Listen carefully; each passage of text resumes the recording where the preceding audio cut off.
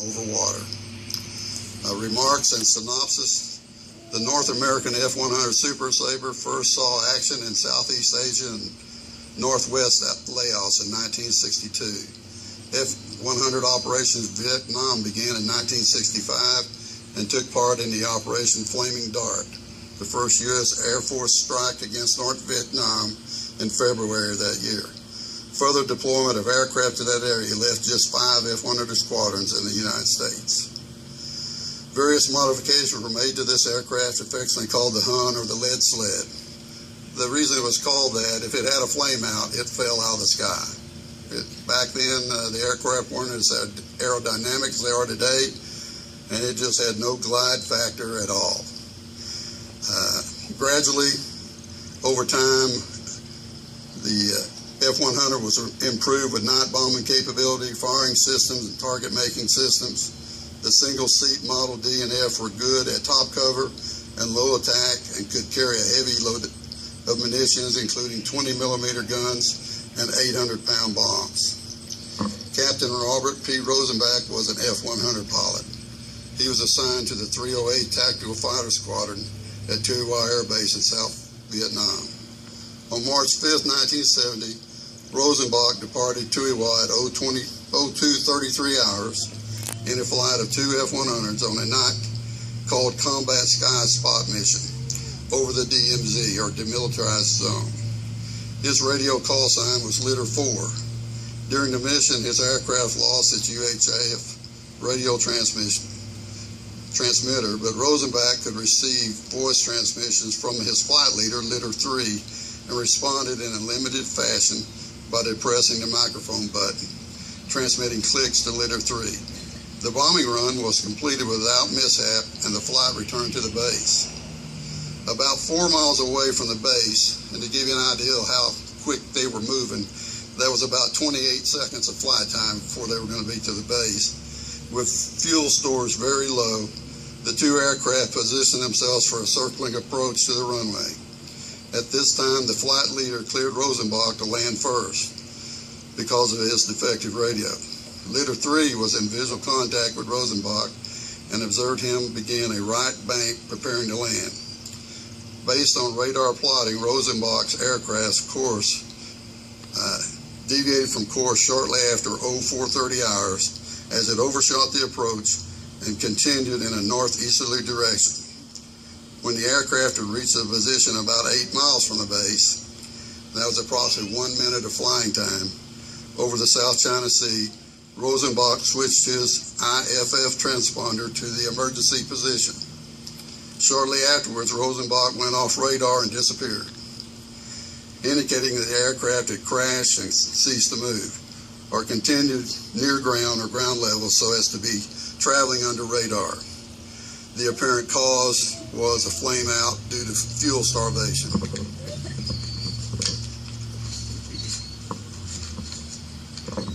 At 4:45 a.m., an organized search was initiated. 18 Army and Air Force helicopters and light aircraft controlled by a C-130 aircraft, as well as 3 U.S. Navy and South Vietnamese vessels. Electronic and visual searches were conducted over land area and naval vessel search over water throughout the following 2 days. Searching a 25-mile radius from the last radar contact point was searched without success. It was determined because of low fuel status, Rosenbach would have gone down inside that radius. Searchers found 2 small oil slicks and 1 patch of floating debris, but it was determined that they did not come from Rosenbach's aircraft. On March 5th, a beeper emergency signal was heard for a short period in the Tuy area, but it was too brief to pinpoint precisely. However, search and rescue personnel believe that the transmitter was in enemy hands. The search was ended at 21:30 hours on March 7th, and Rosenbach was officially classified MIA, missing in action. Because of the great number of fishing boats present offshore, it was considered possible that Rosenbach could have ejected and been picked up by the Vietnamese unfriendly to the U.S. It was also considered that Rosenbach might have ejected over land and been captured or lost in an isolated area. In assessing the chances of Rosenbach's survival, it was noted that he had the standard survival equipment on board, including a parachute and survival kit with life raft, life preserver, and survival gear. He had attended jungle survival school, and the waters were relatively calm. Rosenbach's status was reviewed annually over the years. The Air Force held a large number of hearings which made presumptive findings of death for families. Several families had filed a lawsuit to compel the government to advise them of hearings in advance. And in 1978, Rosenbach's wife was offered the opportunity to attend the hearing for the purpose of presenting proof that her husband was alive. Otherwise, he would be declared dead. Mrs. Rosenbach waived her right to attend this hearing since she had no proof, and Rosenbach was declared dead based on no proof he was alive. During the Vietnam War, over 10,000 reports relating to American war prisoners missing or unaccounted for in Southeast Asia had been received by the U.S. since the war ended. Many experts believe that hundreds of Americans are still alive and in captivity today. For the families of the men who remain missing, every report brings the agony of wondering if their loved ones are alive or dead. There are hundreds of children whose lives are paralyzed and waiting for their father to keep a promise to come home to them. There are hundreds of captives waiting for their country to keep a promise to bring them home. In closing, I'm a proud member of VVA Chapter 467 and part of 650 other active VVA chapters across the United States that are doing some of the same things we're doing tonight. And we've all vowed together, and we intend to keep the vigilance to bring them all home.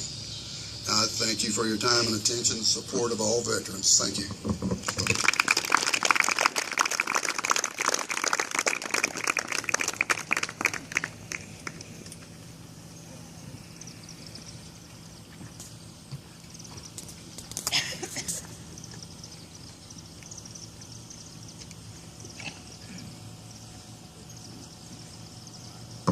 At this time, we'll have another song by Mrs. Barnes, nurses.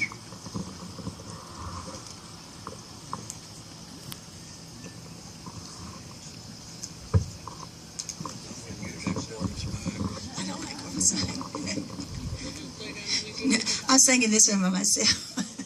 That first song we sang was dedicated to the POWs. Jeremiah Denton passed away, I think, this year. The one that we sang about.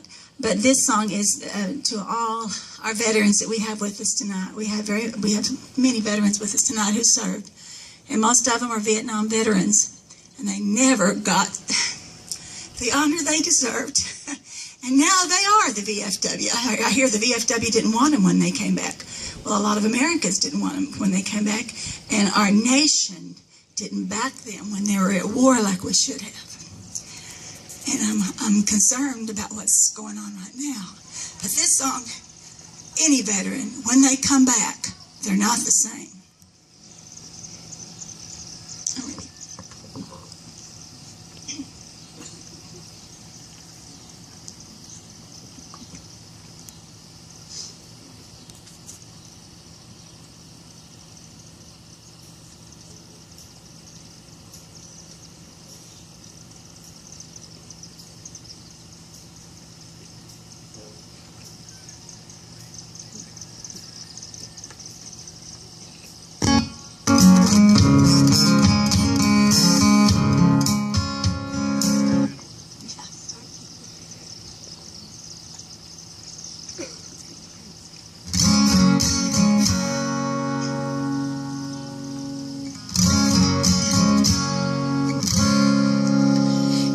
Barely 19 when he joined the Marines, just like his daddy did.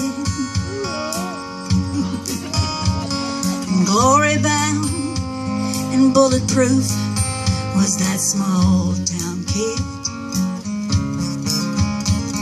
They shaved his head and shipped him out to somewhere to stand. Gave him a gun, said get the job done, and that boy became a man. And for 3 long years he fought hard for Company C, till the day his wheels touched down in of the free.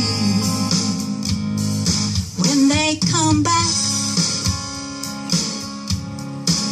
we thank God they're home. They're older, wiser, filled with more pride than they've ever known. And they're stronger, better, they're struggling to get past their pain. When they come back, they don't come back the same.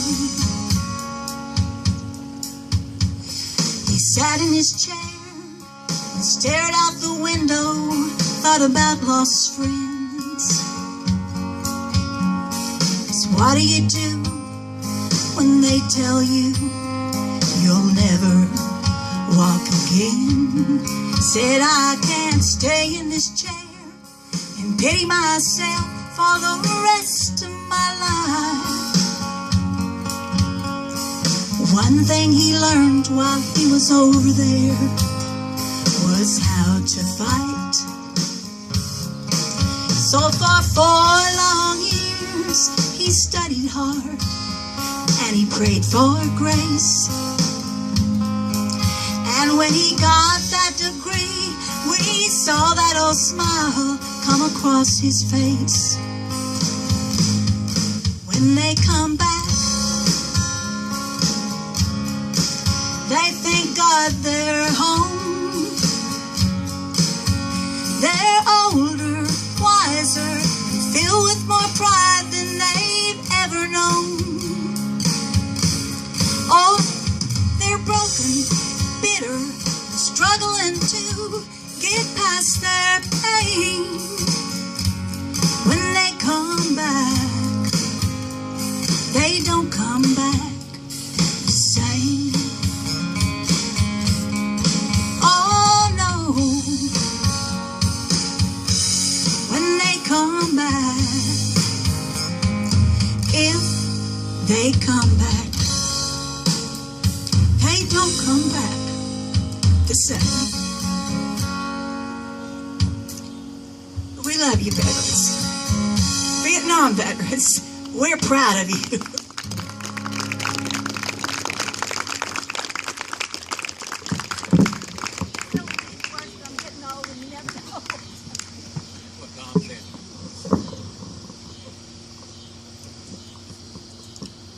We have a program that we do every year, and we have some special little girls here tonight that have asked if they could do it. Y'all welcome to Fort Smith Girl Scouts of America. They're going to put on the POW program.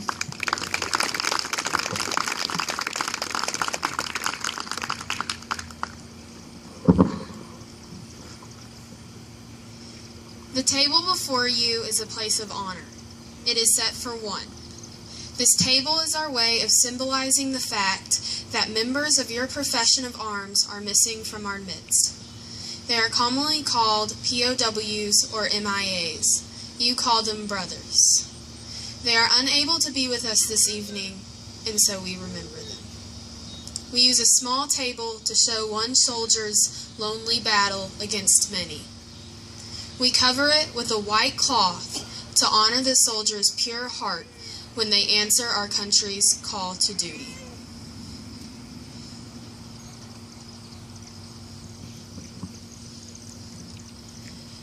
The single red rose displayed in a vase reminds us of the families and loved ones who keep the faith awaiting their return. The red ribbon tied so prominently on the vase is reminiscent of the red ribbon worn upon the lapel and breasts of thousands who bear witness to their unyielding determination to demand a proper accounting of our missing.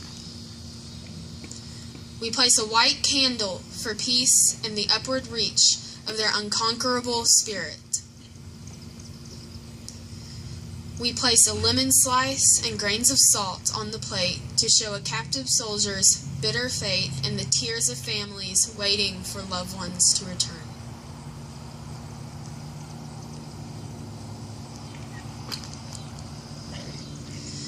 We push an empty chair to the table for the missing soldiers who are not here.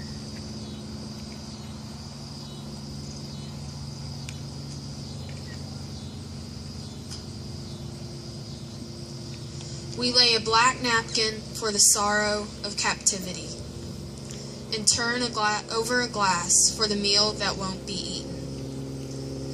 All of you who served with them and called them comrades, who depended upon their might and aid and relied upon them, for surely they have not forsaken you. Let us remember and never forget their sacrifices. May God forever watch over them and protect them and their families.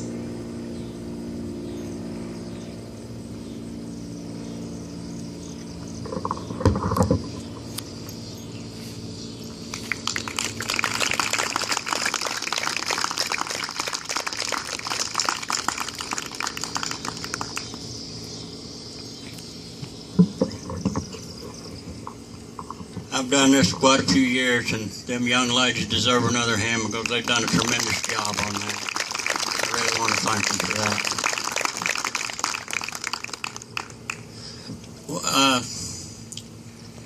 I want to thank everybody again for being here, but I know some of you have seen this little display over here to my left. This is a miniature of a monument that the River Valley Veterans National Cemetery Association here at Fort Smith has been working on about 7-8 years now. That's going to be built and put in the National Cemetery. I was informed Wednesday that hopefully Veterans Day 2015 that this monument will be unveiled.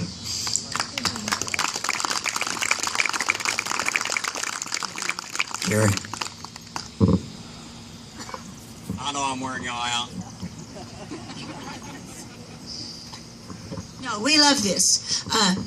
Major Ed Nagy was our MC at our Veterans Day program at Hartford last year, and he called us, we're the Shankle sisters, we were all Shankle, so that's our maiden name. He called us patriotic activist.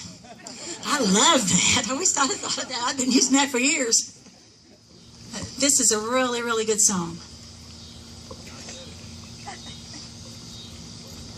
I think all these songs that we've sung tonight were outstanding songs. We're going to learn more of them.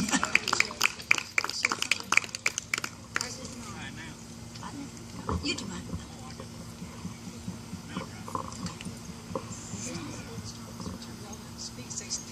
Test. Not on either. I'm not doing too much. Okay. Switch places with me. You have to speak into yours now. Yeah. Test. Can you hear me? No.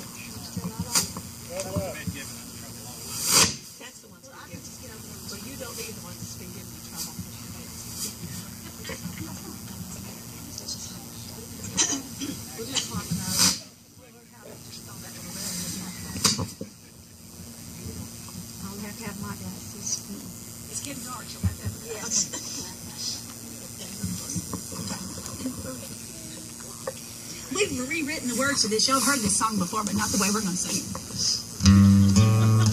God bless America again.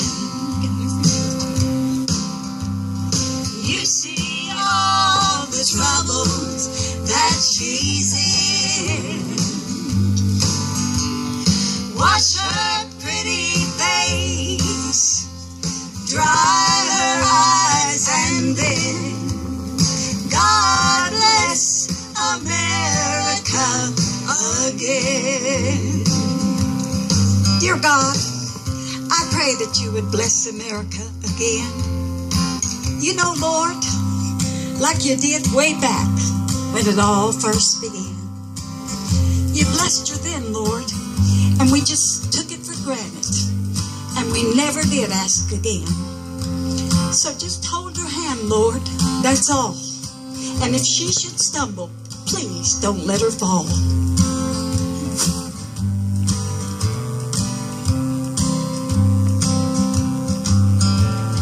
God bless America again. You see all the trouble that she's in. Wash her pretty face, dry her eyes, and then God bless America again. You You know, our veterans and their families have given so much and received so little. They didn't put their lives on the line for a mediocre country. They fought for an exceptional nation, one built upon godly principles.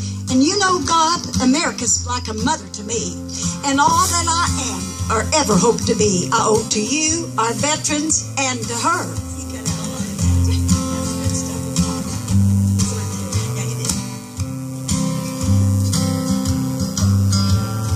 God bless America again.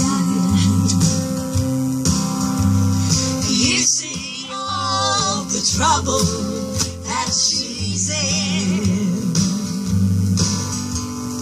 Wash her pretty face, dry her eyes, and then God bless America again. Most of our people have forgotten your role in America's greatness, and honesty and character don't seem to count much anymore. But Lord, when you were involved, that was when America was the beacon to the whole wide world. And with your blessing, she can be again. So please, God, we pray right here in Chaffee Crossing that you would bless America again. One more time.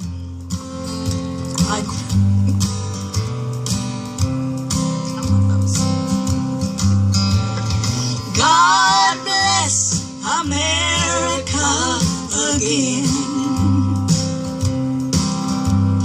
You see all the trouble that she's in.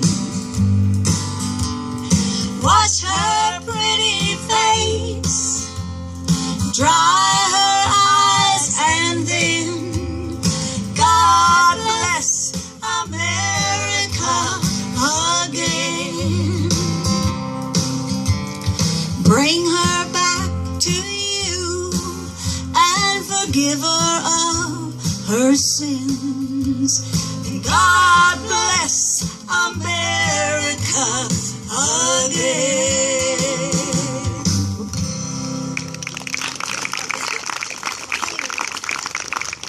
They were getting old. And she's really forgetful. And I rewrote these words, and it says, you know, our veterans and their families have given so much and received so little. All have given some, and some have given all. Yeah, they didn't put their lives on the line for a mediocre country. You know, our leaders may not think so, but we are an exceptional nation, and that's what they fought for. Somebody said we weren't, but we are. And I wanted that said. And she is like a mother to me. It's my family, my God, and my country. And she's all I am and ever hope to be. I owe to God, America, and to our veterans.